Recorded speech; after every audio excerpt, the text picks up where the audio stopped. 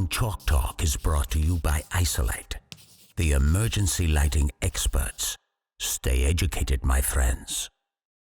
As many of us look ahead to a very exciting, hopefully, and long weekend of maybe getting together with families, barbecues, beaches, whatever that entails, I wanted to take just a moment to recognize those who we actually enjoy and recognize this holiday for by just having a moment of silence for our troops that we've lost. Thank you, everybody. Good morning, good afternoon, depending on where you're ringing in from. I'm Matt Bird, Eastern Regional Manager, along with Greg Keel, our Western Regional Sales Manager. Evan Ackman, who runs our product development team, is, as usual, going to be doing the Chalk Talk today, focusing on something that's a little bit different for us that he's going to cover, but something that's been very well received in the first 3 of these that we've done. So thanks to you for being on here, and happy early Memorial Day weekend. Evan, go ahead and take it away. You know, I think it's unfair that Light Fair gets to end at 3 o'clock, but we still have to keep going. But I guess that's just what we do. Thank you for that intro, Matt, and thank you all for joining us here this afternoon. As Matt mentioned, we're going to be doing a little bit of a virtual trade show, but this is still a Chalk Talk, so we're still going to do it in 3 acts. We'll start by talking about exactly what we're going to cover, how we're going to cover it. We'll jump over to the product lineup. We're going to take a quick break in there to describe why we're covering it and how we break down the products, what we're really going to be focused on here. And then we'll do our wrap up at the end. The wrap up at the end is going to be a little bit different than usual. Instead of just putting up information about cut sheets and websites and stuff, we wanted to highlight some of the other things that are available on our website that maybe you don't know about that might be valuable for you and your customers to do your job. So obviously, it's a Chalk Talk. You guys are muted. If you have questions, please throw it in the chat. We'll make sure that we stick around until everything is answered at the end. Now, obviously, if you're here, you're probably not at Light Fair. I guess that's not true now since Light Fair is technically over. But really, this is the first time we've done a very broad Chalk Talk. Usually, these are laser focused on a product, a feature, an application, something that maybe people are struggling with industry wide right now. But we really thought that Matt and Greg do these great presentations about the product line when they're out with you guys or with your customers. It would be nice to have a Chalk Talk that is basically the same thing, so that you can kind of have an on-demand version of Matt and Greg that's a broad overview of the products. Now, because we have so many products and so many options, we certainly can't go into depth on every one of them here today. That would take hours, and we only have 15 minutes. So we're going to go broad, not deep. We're not going to do every product. We're not even going to look at every product type.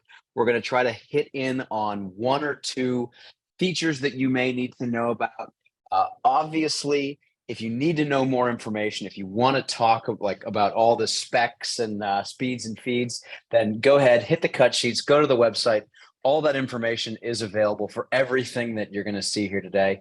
There's no newly announced products here. So all the websites will have all the information that you desire. Now, obviously, we're going to break this down in sort of the traditional way: exit signs, then emergency lights, then inverters, and then we'll sort of do an accessories at the end.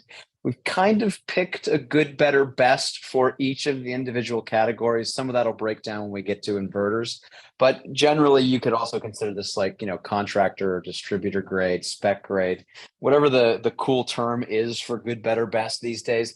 That's what we're going to do here. But then we're also going to sort of step sideways and highlight a unique application or something that sort of falls outside of that traditional breakdown of good, better, and best. And so you'll see what I mean as we get going here. Again, we're not going to be exhaustive for all the products, all the features, or even all the applications that we can service. And so let's just jump straight into it with the exit signs. Now you can see, going left to right, we've done this good, better, best thing, starting with our RL, moving to the UEL, and then all the way up at the spec grade, we're at the ELT2. So the RL is, it follows in that good category. It's an inexpensive thermoplastic exit signs designed for indoor applications. But there's a theme that you'll see sort of across the product line here.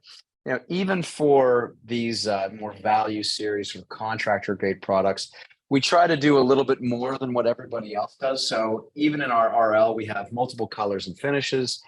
We offer it with dual circuit as well as with self-diagnostics. And so you get a little bit more for the inexpensive exit sign when you go with the RL.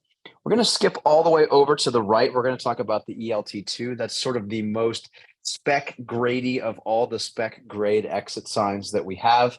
Obviously, it's an edgelit. We've recently revamped this product, which is why it's an ELT2. We have it available in a universal surface mount, so that's surface back, top, or end. We also have a recessed version that's been redesigned to account for different ceiling thicknesses. There's a couple places around the US where the trend is to put drop ceiling down and then put drywall underneath it, which means that the ceiling thickness is almost 1.5 inches or 2 inches in some applications. A lot of exit signs that are recessed or have recessed boxes, I guess, can't tolerate this. Our ELT2 can, because we have like a floating back box concept that allows for it to go and sort of mate up nicely with the ceiling. And because it's a spec grade product, it's just chock-a-block full of options: damp location, special voltages, inverted legends. We do custom graphics and wording in this. Many colors and finishes. It has an architectural pendant system that goes with it. So it is very spec grade. If we jump back to the middle, though, this edge-lit exit sign, the UEL, is a little bit more cost-effective product. It's really just less expensive than the ELT2.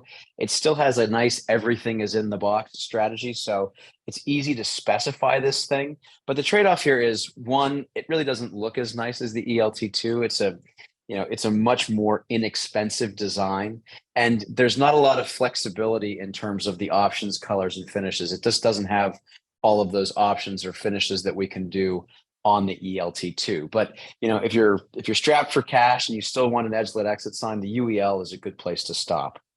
Now, I mentioned that we were going to talk about some different applications or highlight some non-standard applications.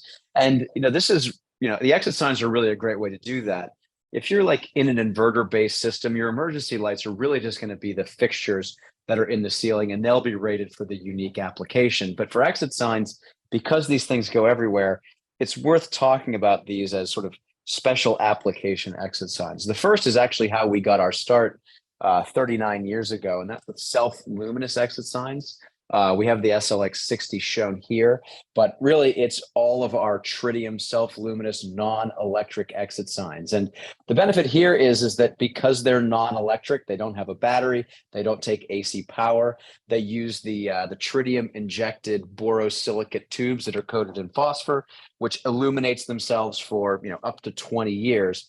It's really a hang and bang product. And so if you've got places where it needs to be class 1 div 2, for example, so explosion proof exit signs, if you have like partition walls that don't have electricity in them, this is a great solution for that.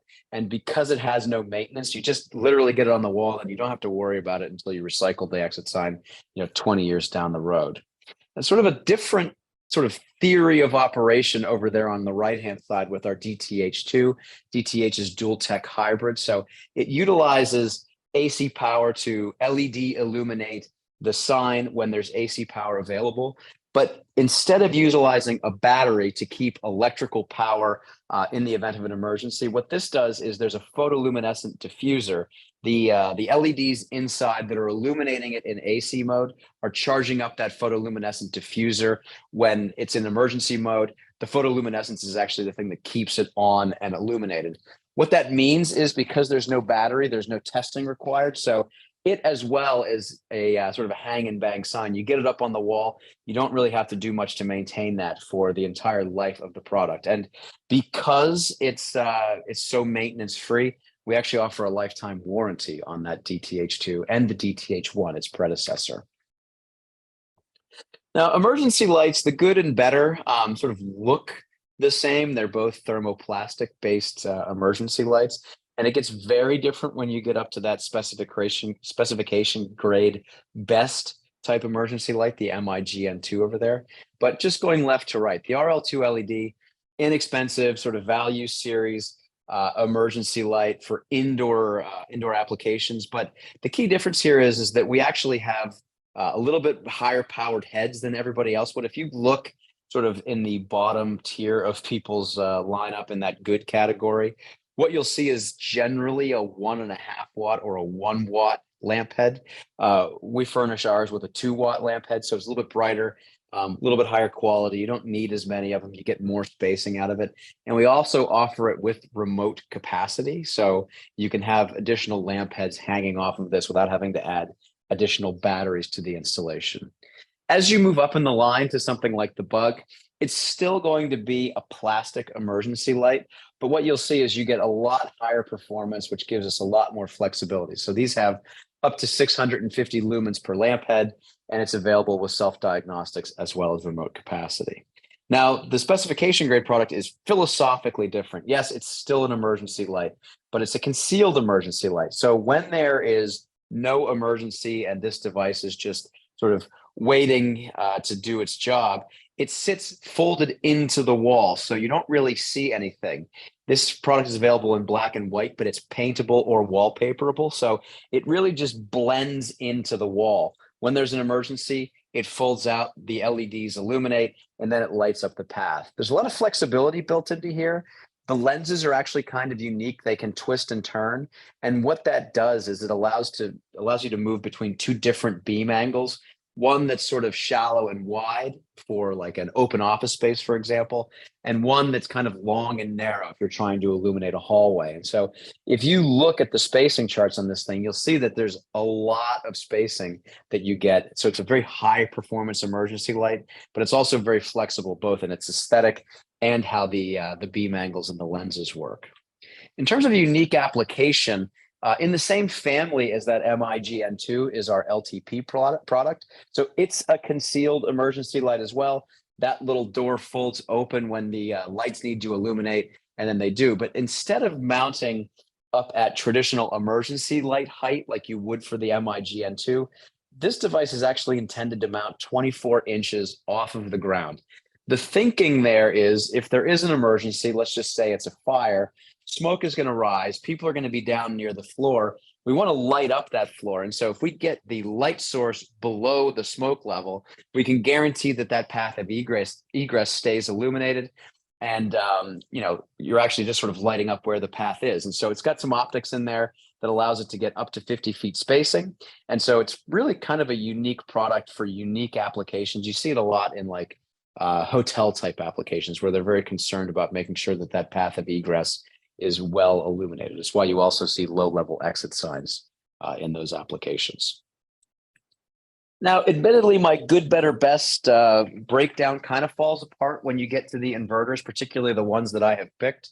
I would probably call this best, best, best, or at least maybe better, better, best, depending on how you look at it. But there are some key differences across this line as we go from our E3 Mini through our E3 and into the E3 Max. The E3 Mini, it's a very highly integrated inverter system.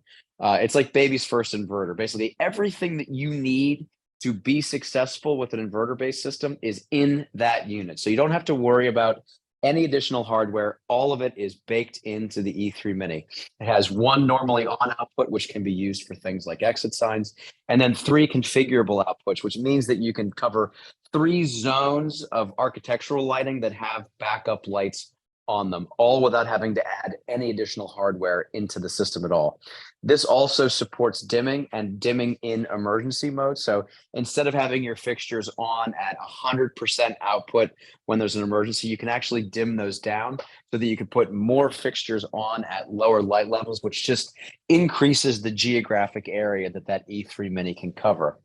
The E3 Mini utilizes self-diagnostics, but the interface is really just LEDs and buttons. And so someone's going to have to walk by this and document the status of the self-diagnostics. The E3 offers an improvement in that area, as well as a couple others. The E3 starts to get into option land, so different battery chemistries, configurable output breakers, etc. But the thing that it really adds is that LCD screen for self-documentation. So every time it runs a test or an emergency occurs, it's going to record that so that if a fire marshal walks in and asks the facilities team to furnish records, you could just go to the E3 and pull that information off.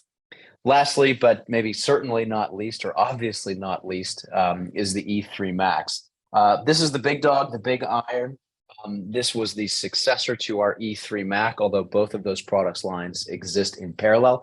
The E3 Max goes up to 33 kVA, and it has the smallest footprint in the industry. So a lot of capacity, very small footprint. If you want to know a lot more information about this, last month's Chalk Talk was on the E3 Max, and so go check that out to get a lot more information on it. It's a new product for us.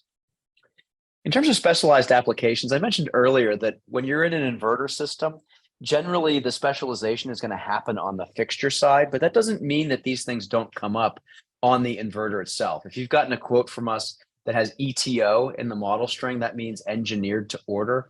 Things like mixed input and output voltages, strange breaker configurations that are non-standard, painted enclosures. We can really get to yes on a lot of those things because we make it about 150 feet from where I'm sitting here in Philadelphia. So if you've got a requirement that's a little bit goofy, please reach out to us and let us know.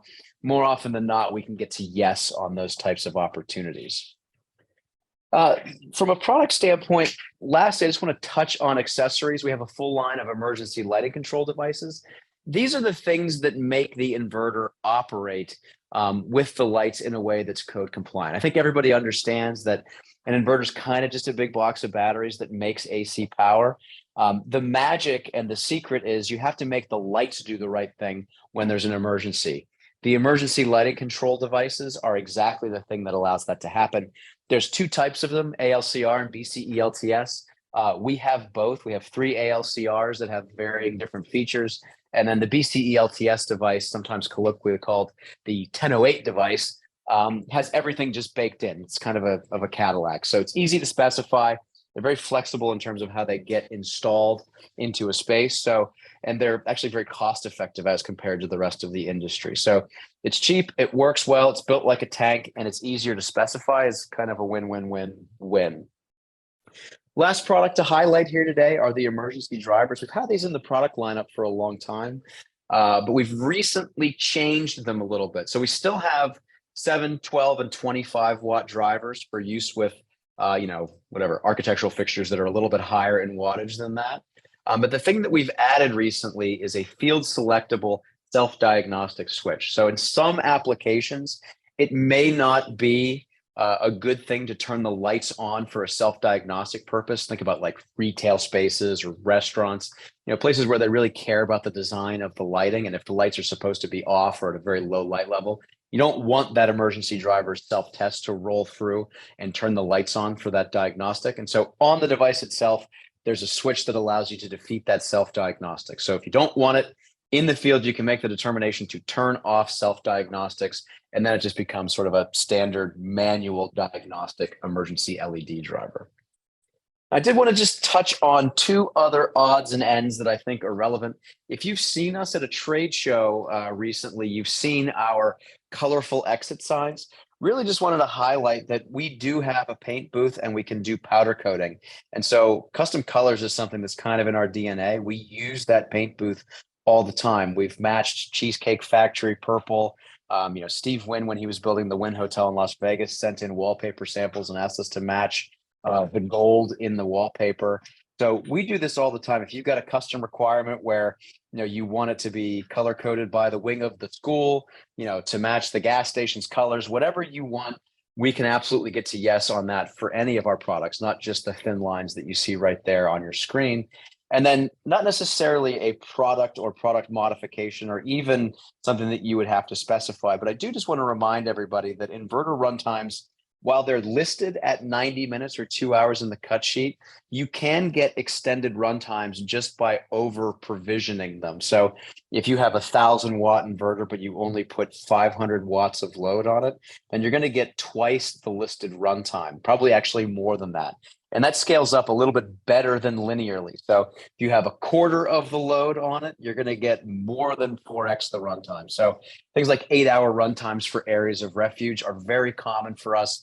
If you want us to write a letter or sort of give you some assistance on doing that math, please don't hesitate to reach out. We do that all the time. Now, I mentioned at the beginning that we wanted to throw up a little bit of a different how to get more information slide. Usually this is pretty sparse just sort of talking about the assets that are available for the particular products that were referenced in the Chalk Talk. But I wanted to highlight some things that are on our website and are resources that you guys really should be aware of and be using. First and foremost is our AIA continuing education courses. These are courses that we can deliver live, we can deliver them via Zoom, and they're also available as a video on demand through the Continuing Architect. So if you or your customers would like some continuing education credits that are also health, safety, and wellness credits, go check out those courses. We have 8 blogs about emergency lighting up on our website. I think a lot of people don't necessarily know that those are there. A little bit more colloquial version of, why we pick certain battery chemistries for certain applications, and just a bunch of other things about, red versus green exit signs.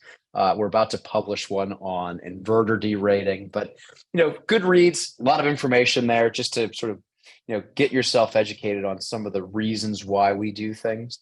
And then under the additional resources, we have lots of assets that are very helpful for people, but they're kind of low on discoverability. So things like white papers, wiring diagrams, cell sheets, relevant forms that you can use to interact with us or that your customers can use to interact with you. Go check that out. We're actually going to revamp the webpage a little bit to highlight some of those on an ongoing basis, but there's some good stuff in there that I think a lot of people don't necessarily know about. With that said, we went a little bit long here at our virtual trade show. I hope you enjoyed it. I'm Evan, Greg and Matt are on the line. We certainly appreciate everything that you guys do for us. So if there's anything that we can do to support you, whether it's related to these products that we talked about here today, or anything else that impacts you with emergency lighting, please reach out to us. We love supporting you guys. I'll certainly stick around for questions if you have them now. Otherwise, have a great Memorial Day.